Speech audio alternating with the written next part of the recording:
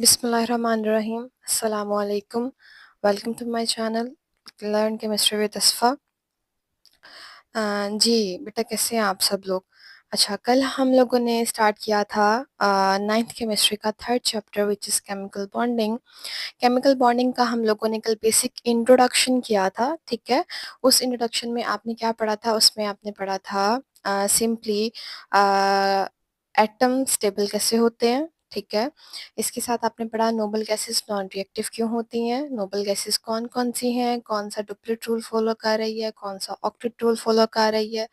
फिर इसके साथ हम लोगों ने पढ़ा था कि अगर कोई एटम हो अदर देन नोबल गैसेस तो वो क्या करेगी, वो कैसे स्टेबल होगा, ठीक है। इसी तरह अगर फॉर एग्जांपल आपने एक एग्जांपल पढ़ी थी सोडियम की। सोडियम क्या करता है? सोडियम जो है इलेक्ट्रॉन लूज करता है तो वो स्टेबल हो जाता है। हाइड्रोजन क्या करता है? उसकी भी दो पॉसिबिलिटीज थी, या तो वो गेन कर ले या वो क्या कर दे, लूज कर दे, ठीक है। फिर इसके बाद डुप्लेट रूल पढ़ा। डुप्लेट रूल किसको कहते हैं? दो इलेक्ट्रॉन्स को फुलफिल करने का प्रोसेस। और ऑक्टेट किसको कहते हैं? 8 इलेक्ट्रॉन्स को फुलफिल करने का प्रोसेस, ठीक है। नेक्स्ट वन इज हमारे पास जो अगला टॉपिक है केमिकल बॉन्ड। केमिकल बॉन्ड क्या होता है? केमिकल बॉन्ड वो फोर्स ऑफ अट्रैक्शन है जो कि दो एटम्स को एक दूसरे के साथ कंबाइन रखती है। अब खुद सोचें, अगर दो एटम्स है, फॉर एग्जांपल हाइड्रोजन ले लें, दोनों के दरमियान अट्रैक्शन ही नहीं होगी तो दोनों एक दूसरे के साथ कंबाइन कैसे होंगे, ठीक है। तो आपने हमेशा याद रखना है दो एटम्स तब कंबाइन होते हैं जब ये एक दूसरे की तरफ अट्रैक्ट हो रहे हों। तो केमिकल बॉन्ड सिंपली क्या कहलाता है? वो फोर्स ऑफ अट्रैक्शन जो दो एटम्स को आपस में एक मॉलिक्यूल में जोड़े रखती है। मॉलिक्यूल किसको कहते हैं? मॉलिक्यूल कहते हैं आ, वो चीज जो एक से ज्यादा एटम से मिलकर बने, या कॉम्बिनेशन ऑफ एटम से जो चीज बनती है वो मॉलिक्यूल कहलाती है। वो दो एटम्स भी हो सकते हैं, वो तीन भी हो सकते हैं, वो चार एटम भी हो सकते हैं। आपके पास यहाँ पे एग्जांपल गिवन है, इसमें एक हाइड्रोजन एटम है, फिर दूसरा हाइड्रोजन एटम है, दोनों के पास एक एक इलेक्ट्रॉन है। तो ये क्या करेंगे? ये आपस में स्टेबल होने के लिए डुप्लेट रूल फॉलो करेंगे। कल क्या पढ़ा था आप लोगों ने कि डुप्लेट रूल वो रूल होता है जिसके जरिए कोई भी एटम अपने आखिरी शेल में दो इलेक्ट्रॉन कंप्लीट करता है। तो एक इसके पास था, एक इसके पास था, दोनों ने शेयरिंग की और आपके पास क्या बन गया? केमिकल बॉन्ड, ठीक है। तो केमिकल बॉन्ड स्टेबल है। और ये पहले, क्योंकि इनका तो डुप्लेट पूरा ही नहीं था, इसलिए ये क्या थे? अनस्टेबल थे, ठीक है। तो केमिकल बॉन्ड की समझ आ गई है। केमिकल बॉन्ड कौन सा बॉन्ड होता है? जो दो एटम्स को आपस में जोड़े रखता है, ठीक है। अच्छा, next one is formation of chemical bond. अब केमिकल बॉन्ड तो पढ़ लिया, चले ठीक है, हाँ, दो एटम्स ने स्टेबल होना तो वो केमिकल बॉन्ड बनाएंगे। लेकिन केमिकल बॉन्ड बनेगा कैसे? अब देखिए, फॉर एग्जांपल आपके पास दो एटम है, दो एटम क्या कर रहे हैं? एक दूसरे के करीब आ रहे हैं, ठीक। किसके लिए? बॉन्ड फॉर्मेशन के लिए। जब वो एक दूसरे के करीब आते हैं ना तो उसके ऊपर दो फोर्सेस लग रही होती है। फोर्सेस कैसे लगती है? इनके पास क्या होते हैं? इलेक्ट्रॉन्स भी होते हैं और इनके न्यूक्लियस पे पॉजिटिव चार्ज होता है। तो कुछ फोर्सेस जो होती हैं वो कौन सी फोर्सेस होती हैं? कुछ को आप कहते हैं रिपल्शन, रिपल्सिव फोर्सेस, ठीक है। उस फिनोमेना को रिपल्शन कहा जाता है। और कुछ फोर्सेस कौन सी होती है? अट्रैक्टिव फोर्सेस, ठीक है। जब दो एटम एक दूसरे के करीब आते हैं तो दो तरह की फोर्सेस एक्ट कर रही होती हैं, एक होती है अट्रैक्टिव और दूसरी होती है रिपल्सिव, ठीक। अब बॉन्ड फॉर्मेशन कब होगी?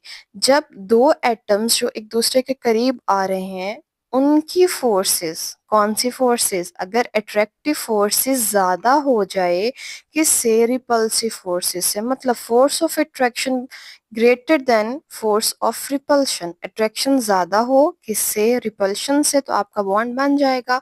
और अगर बॉन्ड बन जाता है तो वो चीज क्या हो जाती है? स्टेबल। स्टेबल ज्यादा होगी तो उसकी एनर्जी ऑटोमेटिकली क्या हो जाएगी? कम हो जाएगी। आपने कल भी पढ़ा था कि हर दुनिया में जो चीज है वो क्या करती है? स्टेबल होने की कोशिश करती है। और जो चीज स्टेबल हो जाए उसकी एनर्जी कम हो जाती है। तो जब फोर्स ऑफ अट्रैक्शन ज्यादा होगी किसी भी एटम की, किसी भी मॉलिक्यूल की, जो एक दूसरे के क्या आ रहे हैं? करीब आ रहे हैं, ठीक है। अगर फोर्स ऑफ अट्रैक्शन ज्यादा हो जाए किससे? फोर्स ऑफ रिपल्शन से। तो बॉन्ड फॉर्मेशन हो जाएगी जिसके नतीजे में वो एक स्टेबल मॉलिक्यूल बन जाएगा और उसकी एनर्जी क्या हो जाएगी? कम हो जाएगी, ठीक है। अब नेक्स्ट क्वेश्चन देखिएगा कि बॉन्ड फॉर्मेशन कब नहीं होता। अब इसकी क्या पॉसिबिलिटीज है इसको देखिए जल्दी से। आपके पास क्या है? अगर फोर्स ऑफ रिपल्शन, मतलब रिपल्शन का का क्या मतलब होता है कि वो एक दूसरे को दूर धकेलते हैं, ठीक है। अच्छा, अगर फोर्स ऑफ रिपल्शन ग्रेटर हो किससे, फोर्स ऑफ अट्रैक्शन से, मतलब वो एक दूसरे को ज्यादा रिपेल करें, उनमें इतनी अट्रैक्शन नहीं हो रही, अगर रिपल्शन ज्यादा हो जाए तो बॉन्ड फॉर्मेशन नहीं होती, ठीक है। अगर बॉन्ड फॉर्मेशन नहीं हो रही इसका मतलब क्या है, स्टेबिलिटी उस चीज की कम हो गई है, और अगर स्टेबिलिटी कम हो जाए तो एनर्जी क्या हो जाती है, ज्यादा हो जाती है, ठीक है।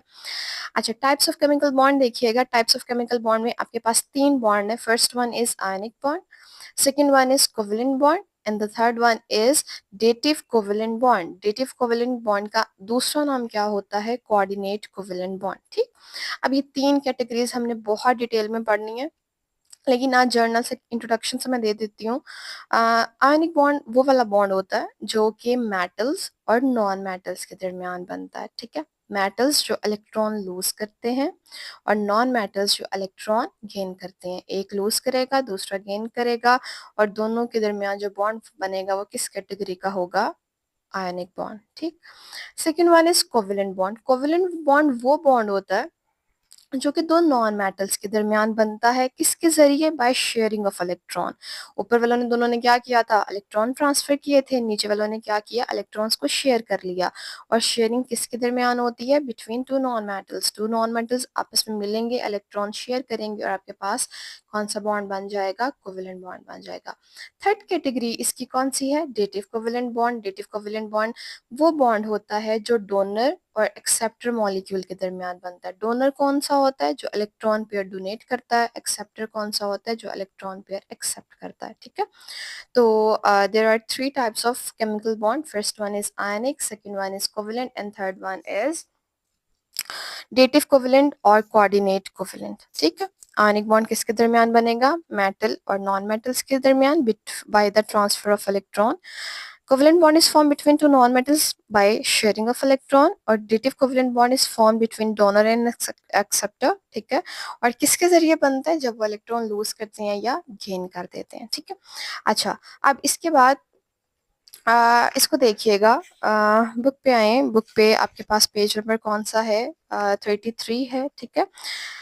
अच्छा, केमिकल बॉन्ड स्टार्ट देखिएगा, क्या कह रहे हैं वो, a chemical bond is a force of attraction. Chemical bond वो फोर्स ऑफ अट्रैक्शन है बिटवीन किसके दरमियान, एटम्स के दरमियान, विच होल्ड्स देम टुगेदर, जो उनको जोड़े रखती है, in the form of molecule, किसी भी मॉलिक्यूल की फॉर्म में या किसी भी कंपाउंड की फॉर्म में, ठीक है। दो एटम्स के दरमियान जो फोर्स होती है अट्रैक्शन की या कशिश की फोर्स होती है, जो उनको एक मॉलिक्यूल के दरमियान जोड़े रखे, क्या कहलाता है, केमिकल बॉन्ड कहलाता है। अब नेक्स्ट है केमिकल बॉन्ड बनता कब है, when atoms of different substances approach each other, जब दो डिफरेंट सब्सटेंसेस क्या करते हैं, एक दूसरे के करीब आते हैं बॉन्ड फॉर्मेशन के लिए। देयर आर टू पॉसिबिलिटीज, दो तरह की पॉसिबिलिटीज होती हैं, कौन कौन सी, दे में अट्रैक्ट और रिपेल ईच अदर, या तो वो एक दूसरे को क्या करें, अट्रैक्ट करें, कशिश करें, या रिपेल, उनको दूर भगा दें, ठीक है। If the force of attraction between them dominate the force of repulsion, अगर force of attraction ज्यादा हो जाए किससे, force of repulsion से, मतलब कशिश उनकी ज्यादा हो जाए किससे, repulsion से, फिर क्या होगा, the energy of the system, उस सिस्टम की एनर्जी या उस मॉलिक्यूल की एनर्जी बिकम लोअर्ड, कम हो जाएगी, एंड एज अ रिजल्ट, और जिसके नतीजे में टू एटम्स रिएक्ट, दोनों एटम्स रिएक्ट करेंगे और क्या बन जाएगा, मॉलिक्यूल बन जाएगा। Conversely the two atoms simply move away from each other, लेकिन इसकी अगर उलट बात की जाए फिर क्या होगा, अगर दो एटम्स के दरमियान, जैसे हमने अभी पढ़ा था, फोर्स ऑफ रिपल्शन ज्यादा हो जाए तो क्या होगी, क्या होगा, वो मॉलिक्यूल्स एक दूसरे से दूर भागेंगे, बॉन्ड नहीं बनेगा, और उनकी स्टेबिलिटी क्या हो जाएगी, कम, जिसकी वजह से एनर्जी भी क्या हो जाएगी, ज्यादा, ठीक है। अच्छा, इसके बाद एक साइड इन्फॉर्मेशन है, इसको बाद में रीड करते हैं। टाइप्स ऑफ केमिकल बॉन्ड पे आइएगा। Types of, there are 3 types of chemical bond, first one is ionic bond, second one is covalent bond and third one is coordinate covalent bond. और coordinate covalent bond का दूसरा नाम होता है dative covalent bond, ठीक है। अभी हमने पढ़ा है ionic bond is formed due to the transfer of electron, electron एक देता है दूसरा ले लेता है तो बॉन्ड बन जाता है। कोवेलेंट बॉन्ड कब बनता है, जब दो एटम्स इलेक्ट्रॉन की शेयरिंग करते हैं। और डेटिव कोवेलेंट बॉन्ड कब बनता है, डोनर और एक्सेप्टर के दरमियान, by the transfer of electron pair, ठीक है। अच्छा, फिर इसके बाद एक साइड इन्फॉर्मेशन देखिएगा, क्या कह रहे हैं साइड इन्फॉर्मेशन में, वो कहते हैं कि इलेक्ट्रॉनिक कन्फिगरेशन क्या होती है। इलेक्ट्रॉनिक कन्फिगरेशन क्या होती है? The arrangement of electron, electron की अरेंजमेंट अराउंड द न्यूक्लियस, किसके इर्द गिर्द? न्यूक्लियस के इर्द गिर्द। अब आपको पाए जाते हैं, पता है ना कि एटम के 3 फंडामेंटल पार्टिकल्स होते हैं, न्यूट्रॉन, प्रोटॉन और इलेक्ट्रॉन। न्यूट्रॉन प्रोटॉन न्यूक्लियस में पाए जाते हैं और इलेक्ट्रॉन किधर घूमते हैं? बाहर उनके शेल्स में, ठीक है। तो अब वो क्या कह रहे हैं, न्यूक्लियस के इर्द गिर्द जो इलेक्ट्रॉन्स होते हैं उनका, उनकी अरेंजमेंट, ठीक है, ऑफ एन एटम, किसी भी एटम की, किसके किसके इर्द गिर्द या किस में? इन शेल्स, शेल्स में, शेल्स वो पाथ होता है जिसमें इलेक्ट्रॉन रिवॉल्व करता है, and subshell, subshell is the subdivision of shell, ठीक है। तो इलेक्ट्रॉन का अरेंज होना किसके गिर्द? न्यूक्लियस के गिर्द, in different shells and subshell is called electronic configuration, ठीक है।